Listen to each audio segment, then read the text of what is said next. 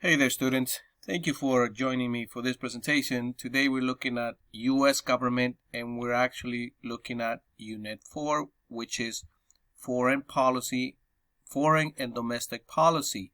And we're focusing on a domestic policy tutorial. Please do not forget to have your notebook ready, as you will be required actually to take notes. This way you are better able to answer all of the questions that will come up in this tutorial. And the objective for this lesson is you will analyze how domestic policy impacts the United States. Let's move on. This is page 9 of the domestic policy tutorial, and we've done activities like this ones before, in which you are given tiles here with in this case words, and you are to grab those tiles and place them here next to the description that they pertain to. And it should be fairly easy. Use your notes if you need to in order to move the tiles to where they belong, to any of these spots right here. We are now on page 22 of the domestic policy tutorial, and we're working on the lesson activity, important domestic policies. Let's read the directions so that you know what to do. Read the instructions for this self-check activity, type in your response to each question, and check your answers. At the end of the activity, write a brief evaluation about your work. Activity. Universal healthcare has been a fiery topic for decades in the United States. In 2010, President Barack Obama worked with Congress, in which Democrats held the majority, to pass the largest health care reform in decades. It is called the Patient Protection and Affordable Care Act, or PPACA, but commonly referred to as Obamacare.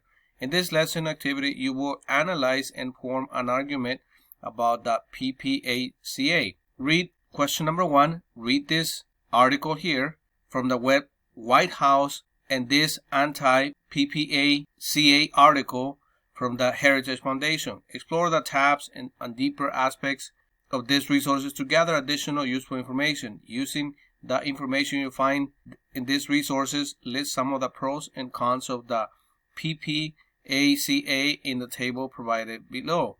And this is the table that you've been given. So you need to select 3 different things that are pro PPACA, and you need to provide here also 3 things that are, in this case, against, the PPACA. Make sure you are descriptive. Make sure you provide enough information so your teacher will know that you're comprehending this. Question 2 is saying, write a 2 to 3 sentence response to each of the following questions. Part A. How might having a large percentage of uninsured people negatively affect the entire country? Let's go back to the description or the article that you were reading. Go back to the articles and analyze them again if need be. And you can also go back through this tutorial and see what you can get in order to answer this question. How basically does having people without insurance impact the overall country? Is it a good thing? Is it a positive thing? You tell me. Now, part B of question 2 is saying, how might the PPACA go against the U.S. values of individualism and personal responsibility? Remember that not a lot of people think that everybody should have a health care.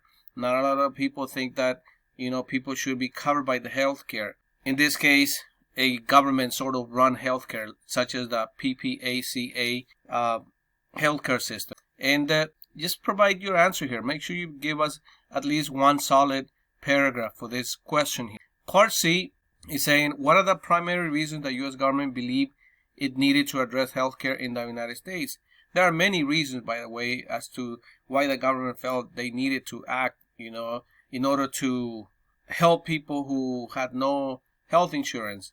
So provide a good paragraph here too. Part D, it's saying, next, read about the Supreme Court's ruling on the constitutionality of the PPACA. Write 1 to 2 paragraphs explaining how the Supreme Court approved and defined the ACA as constitutionally legal. Make sure you provide again a good solid paragraph. Go to this link here and see what they're telling you. Take notes on it and use those notes in order to answer this particular question. Again, a good solid paragraph should do it. I would highly encourage you to do 2 paragraphs because there's plenty of content that you can actually talk about here. Now let's move on to question 3. Write a short essay arguing your position about whether the PPACA is a good idea for the U.S. healthcare system.